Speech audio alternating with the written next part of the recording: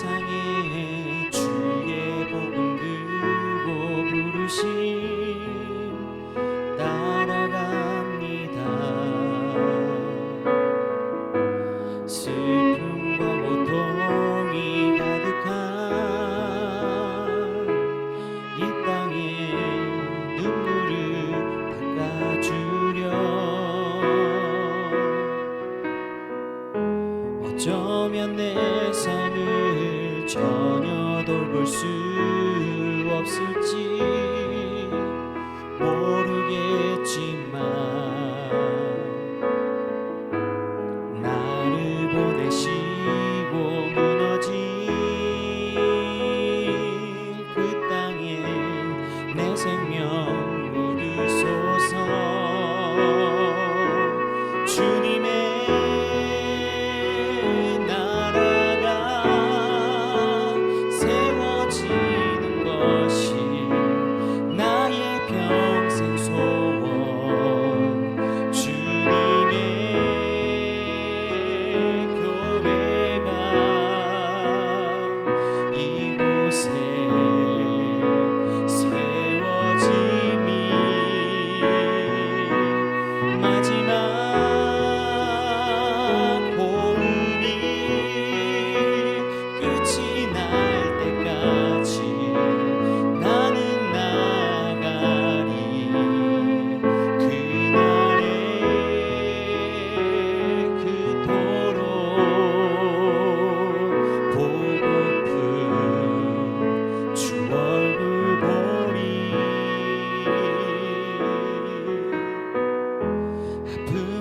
세상에 주의 복음 들고 부르심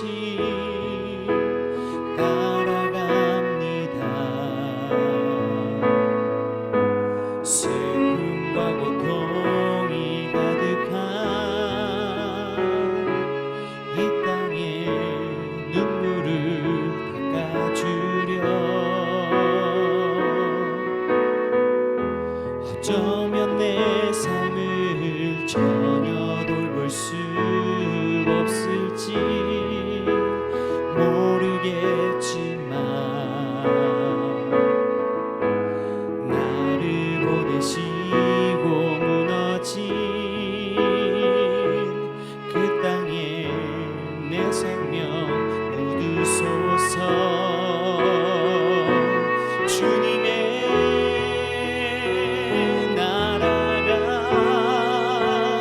세워지는 것이 나의 평생 소원. 주님의 교회가 이곳에 세워짐이 마지막 호흡이 끝이 날 나는 나가리. 그날에 그토록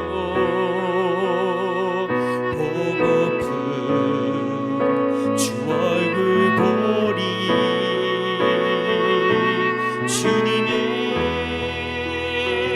나라가 세워지는 것이 나의 평생 소원.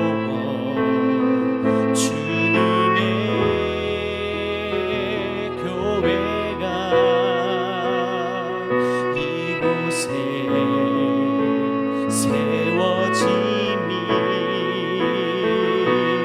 마지막 호흡이 끝이 날 때까지 나는 나가리. 그날에 그토록 보고픈 주 얼굴 보리. 어쩌면 내 삶을 전혀 돌볼 수 없을지 모르겠지만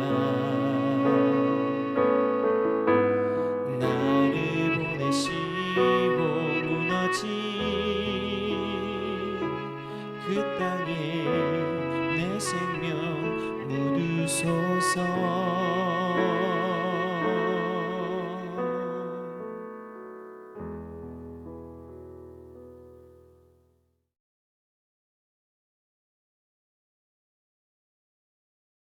할렐루야. 2021년도 3월 2주차 행복한 목요일 아침입니다. 이 아침에 하나님께서 허락하신 말씀은 사사기 6장 1절에서 6절까지입니다. 저희 다 함께 읽겠습니다. 이스라엘 자손이 또 여호와의 목전에 악을 행하였으므로 여호와께서 7년 동안 그들을 미디안의 손에 넘겨주시니 미디안의 손이 이스라엘을 이긴지라. 이스라엘 자손이 미디안으로 말미암아 산에서 웅덩이와 굴과 산성을 자기들을 위하여 만들었으며 이스라엘이 파종한 때면 미디안과 아말렉과 동방 사람들이 치러 올라와서 진을 치고 가사에 이르도록 토지 소산을 멸하여 이스라엘 가운데에 먹을 것을 남겨두지 아니하며 양이나 소나 나귀도 남기지 아니하니 이는 그들이 그들의 짐승과 장막을 가지고 올라와 메뚜기 떼 같이 많이 들어오니 그 사람과 낙타가 무수함이라. 그들이 그 땅에 들어와 멸하려 하니 이스라엘이 미디안으로 말미암아 궁핍함이 심한지라. 이에 이스라엘 자손이 여호와께 부르짖었더라. 아멘.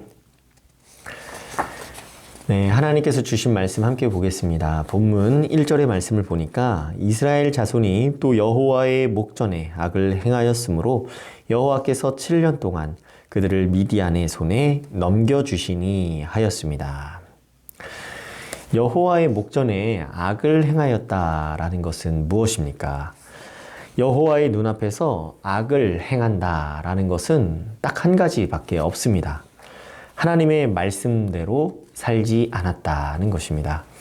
광야 시대를 지나서 가나안 땅에 정착하게 된 이스라엘 백성들이 하나님께 받은 은혜들을 기억하지 아니하고 말씀대로 살지 않았습니다. 하나님께서는 이방 민족을 두려워하지 말라고 하셨습니다. 그러나 그들은 전쟁이 무서워서 이방신을 섬기는 이방 민족들과 타협하고 어울려 지냈습니다. 사사기 6장 10절의 말씀을 보니까 내가 또 너희에게 이르기를 나는 너희의 하나님 여호와이니 너희가 거주하는 아모리 사람의 땅의 신들을 두려워하지 말라 하였으나 너희가 내 목소리를 듣지 아니하였느니라 하셨다 하니라 하였습니다.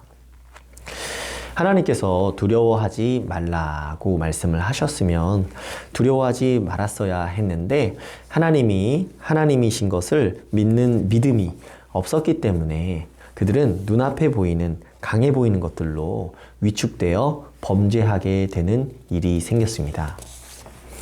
이스라엘이 가나안에 도착한 때부터 왕조가 시작되기 전까지 약 200년 동안을 사사시대라고 합니다. 여호수아가 죽고서 이 시대는 하나님께서 은사를 특별하게 주셔서 세우신 사람들이 지도력을 발휘했습니다. 이들은 하나님의 심판을 수행하는 재판관이라는 의미로 사사라고 불리었습니다.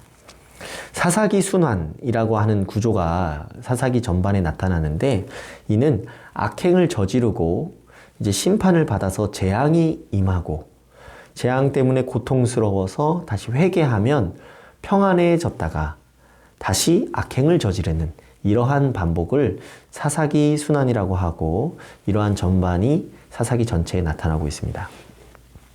하나님께서는 이스라엘 백성들이 불순종을 범하자 7년 동안 미디안의 손에 그들을 넘겨주었습니다. 이스라엘이 파종한 때면 이 미디안과 아말렉과 동방 사람들이 치러 올라왔다고 했습니다.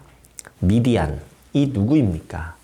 아브라함의 후처 그두라가 낳은 넷째 아들 후손입니다. 아카바반 동쪽 아라비아 광야에서 정착했던 민족입니다. 이들은 이스라엘의 토지 소산을 멸하여서 이스라엘 가운데 먹을 것을 남겨두지 아니했다고 했습니다. 메뚜기 떼같이 밀고 들어와서 이스라엘이 미디안으로 말미암아 궁핍함이 심해졌다라고 했습니다. 나라의 주권을 빼앗겨서 먹을 것조차 모두 빼앗긴 상태인 것입니다. 나라의 주권을 내어준다는 것은 저희가 열심히 일을 했는데 월급 받은 통장을 그대로 압수당해서 뺏기는 것과 같은 일입니다. 하나님의 말씀을 청종하여 따르면 전쟁에서 승리하여 먹을 것도 풍족하고 평화로웠습니다. 그러나 하나님의 말씀을 청종하지 않고 따르지 아니하면 전쟁에서 패배하여서 비참하게 먹을 것이 없어지고 고통스러운 시간을 보냈습니다. 이스라엘 온 백성이 하나님의 말씀을 순종하는지 그 여부에 따라서 나라의 흥망성쇠가 결정되었습니다. 하나님께서 영원하신 분이기 때문에 이 원리는 지금도 동일하게 저희에게도 적용이 됩니다. 세상에 아무리 막강한 권세가 있다고 하더라도 하나님 아래에 있습니다. 이스라엘 백성들은 어려운 고통의 시기가 지속되자 할 수 있는 것은 오직 한 가지밖에 없었습니다. 그것은 바로 하나님께 울부짖고 기도드리는 것뿐이었습니다. 본문 6절의 말씀을 보니 이스라엘이 미디안으로 말미암아 궁핍함이 심한지라 이에 이스라엘 자손이 여호와께 부르짖었더라 하였습니다. 궁핍함이 심해진 고로 이스라엘 자손이 여호와께 그제서야 부르짖기 시작했습니다. 여호와께 부르짖었더니 하나님께서는 이스라엘 자손에게 이름 없는 한 선지자를 보내셨습니다. 사사기 6장 8절과 9절의 말씀을 보니까 여호와께서 이스라엘 자손에게 한 선지자를 보내시니 그가 그들에게 이르되 여호와께서 이같이 말씀하시기를 이스라엘의 하나님 내가 너희를 애굽에서 인도하여 내며 너희를 그 종되었던 집에서 나오게 하여 애굽 사람의 손과 너희를 학대하는 모든 자의 손에서 너희를 건져내고 그들을 너희 앞에서 쫓아내고 그 땅을 너희에게 주었으며 하였습니다. 하나님께서는 이름 없는 한 선지자를 보내셔서 이스라엘 백성들에게 그들이 받았던 은혜를 기억하게 하셨습니다. 받은 은혜가 얼마나 큰지를 되새기며 살아가는 것이 구원받았던 이스라엘 백성들의 의무였습니다. 하나님께서는 이스라엘 백성들에게 바라시는 것은 오직 예배밖에 없었기 때문입니다. 하나님의 말씀대로 살아가는 온전한 삶의 예배를 드린다면 이스라엘은 주권을 빼앗기지도 않았을 것이고 궁핍할 일도 전혀 없는 일이었습니다. 모든 결과의 주권은 우리 하나님께서 쥐고 계셨기 때문입니다. 이스라엘 백성들은 고통스러운 시기가 오고 나서야 하나님의 이름을 울부짖고 부르짖었습니다. 평화로워지면 다시 하나님을 찾지 않고 각기 자기 소견대로 불순종의 길을 걸었습니다. 고통스러운 때에는 울부짖고 기도하였으면 평화로운 때에도 울부짖고 기도하는 게 마땅한 일입니다.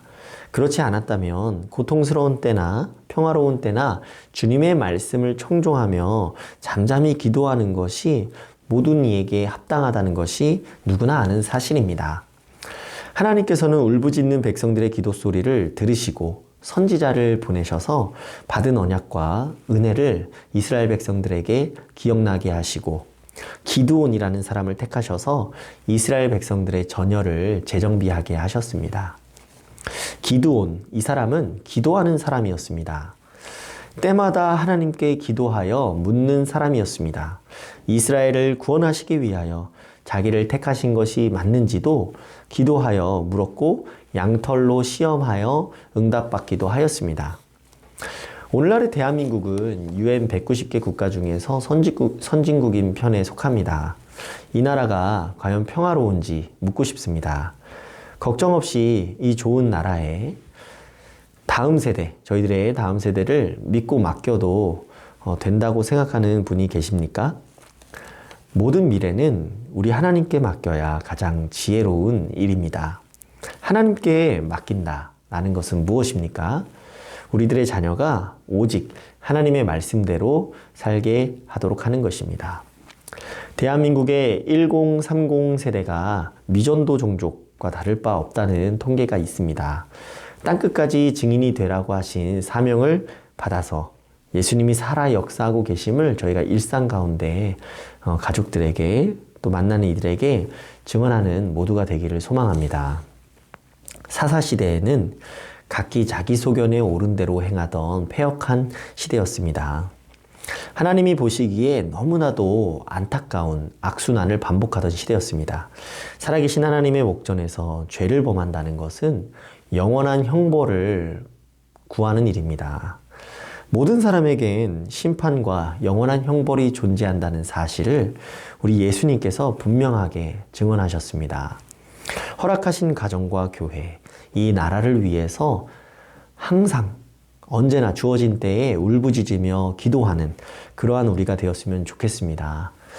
사람의 능력과 지혜로 해결할 수 없는 문제들이 참 많은 이때에 저희가 더욱더 기도의 자리에 나아가고 또 기도하는 자의 그 기도 소리를 들으시고 응답하시는 우리 하나님께 은혜와 자비를 구하며 사는 선한 이웃우리 교회 모든 성도님들 되시기를 구합니다. 제가 기도하겠습니다.